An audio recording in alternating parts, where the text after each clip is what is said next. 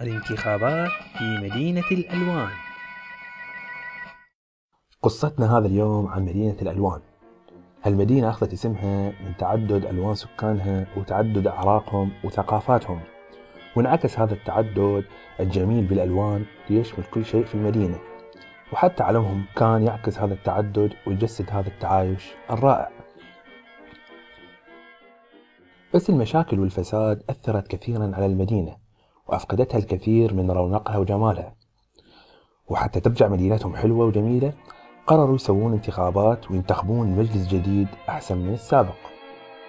وتقدم للانتخابات 5 مرشحين هم أبو بنفسج، أبو زرقة، أبو صفرة، أبو خضرة، وأبو حمرة.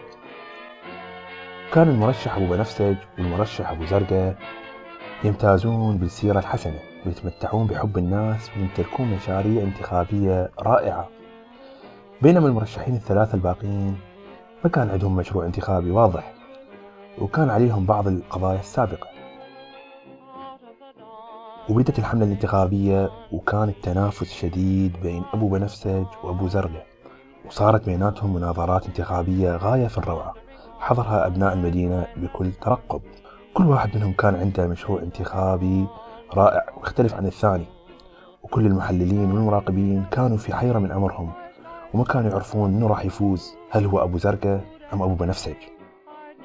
وأخيرا اجى يوم التصويت وتوجه الناخبين يدلون بأصواتهم، ولكن وللأسف الناخبين ما صوتوا للأفضل ولا اهتموا بالمشاريع. كل ناخب راح صوت اللونه، البنفسجي صوت لأبو بنفسج، والأصفر صوت لأبو صفرة، وهكذا. ولأن البنفسجيين والزرق عددهم قليل في المدينة، لذلك خسر أبو بنفسج وأبو زرقة في هذه الانتخابات، بينما فاز كل من أبو صفرة وأبو خضرة وأبو حمرة وتقاسموا المقاعد. وبهذا الشكل استمر الفساد وفقدت المدينة ما تبقى من جمالها. والسؤال الآن موجه لك، لو صارت انتخابات في مدينتك هل راح تنتخب الأفضل أم راح تنتخب المرشح اللي يشبهك باللون؟ انت اصفر مو؟ اكيد راح تنتخبني. اذا ابن عمهم ما ينتخبوه لعد من ينتخبون، جابه بشرفي بس افوز.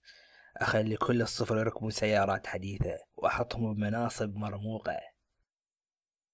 بس تنتخبوني التعيينات كلها للخضر، واسوي دور رابع للطلاب الخضر بعد ماكو اخضر يرسب.